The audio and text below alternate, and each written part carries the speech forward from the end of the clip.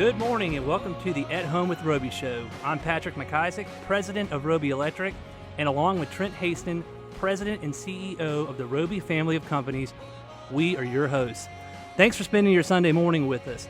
Whether you're in the car or on the couch, you are always at home with Roby. Visit us today at andrewroby.com. That's Andrew, ROBY.com. Trent, good morning. How's your week?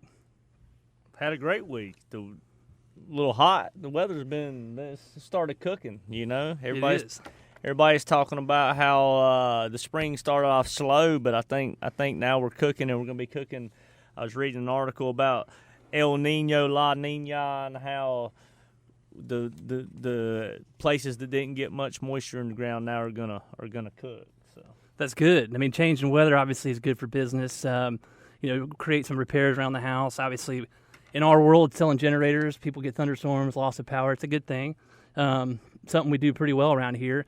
Also create some issues with the excess rain, right? So you're going to talk about, I see in my notes you gave me, we do notes on the radio. You're going to talk about Tropical Storm Colin? Is that what? Well, then that came through during the week, right? I think that was a bunch of bull hockey. You think so? Yeah. That was like 2 weeks ago. I was down at beach Memorial Day weekend, and Tropical Storm was supposed to come through. All we did was worry. They say that 90% of worry never takes place. So we were worried that it was going to rain for 2 days, and I think it rained probably for 2 hours out of 2 whole days. And the sun was great. Yeah, no, I saw it. I think you sent me a little video of that storm. You guys are getting a little concerned that it was coming in. We got a great show teed up today, man. We've got Mike Rogers from Killingsworth. I'm going to talk about mosquitoes, a very hot topic in the industry right now. Well, I'm going to tell you a funny story. Last week we were talking about how the comic books you found, you made $30 and they're not worth anything.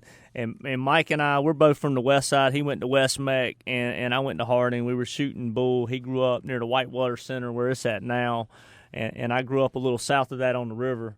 I'm going to offend some people. I hope everybody loves and enjoys the Whitewater Center, and I think it's great for the Charlotte region, and I'm glad they did it. I'm glad they spent our tax dollars' money without the approval or however that happened. But when I ride my pontoon boat up the river on Saturday or Sunday, there's about 250 paddleboarders out there on the water looking at me with a stank face because I got a motor on my boat. Well, let me tell you, I was used to could go 35 miles an hour through there water skiing. Now I got to go with no weight.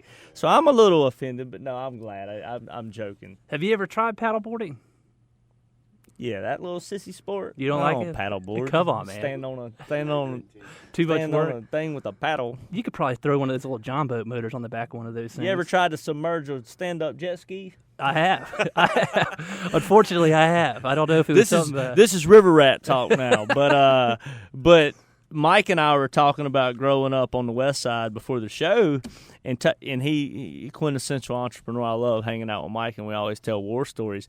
And I remember back when I was like 10 years old, I started cutting my neighbor's grass using my dad's lawnmower with my dad's gas, and I hustled my neighborhood hard. I lived in like the river neighborhood, so people appreciate a little kid pushing the lawnmower up the road to cut their grass. And I used to save I remember I charged $15 and $20 to do it. And I'd go, man, I'd work. Had a trailer park near where I grew up, and I'd work the heck out of the old ladies in that trailer park for $15. I could hit like eight a clip on a Saturday. And I used to stack my hundreds on my floor, on my area rug in my bedroom. And my dad would cut, and I would lay in the floor and have all my hundreds around me. And my dad would walk down the hall and come to my bedroom and say, "What are you doing?" I think I saw a rap video that started like that. I'm laying with my grass money. And he said, "You need to go put that in the bank." And I said, "No, man. I'm an entrepreneur. I'm going to go buy baseball cards because they're going to be worth millions one day." Oh, yeah. I got a Roger Clemens 85 rookie on my mind. And then that joker started doing steroids. Man, what the heck? I remember that, the King Griffey Jr. 89 Upper Deck. That was the card to have back in the day. Did you have one of those? I have like 3 of them. Wow. Yeah, Wow. And I remember they were worth $125 for a long time. And now they're probably worth. They were worth $125. I think I paid $175, and now they're worth $4. Next show, and I can get 2. Next show, we're gonna have a comic book and baseball card expert. I used to have. So I did a couple when I was in middle school. I went to Wilson Middle School, and I used to do card shows. And the place I'd do them about every 2 months, they'd have a baseball card show down at the Holiday Inn at Carowinds Boulevard. Yeah. It's behind the Mexican restaurant now, on the first floor. And I was 12 years old, whatever, and I'd sign up. I'd pay my $400 or whatever it cost me to get a booth, and I used to bird dog at grocery stores like Rack Packs, and these grocery stores would get a certain amount of cards they didn't know were valuable or hot. And I remember the parking shop on Wilkinson Boulevard when I was riding home from work with my dad. He'd stop in there and get eggs and milk for my mom at the parking shop on Wilson.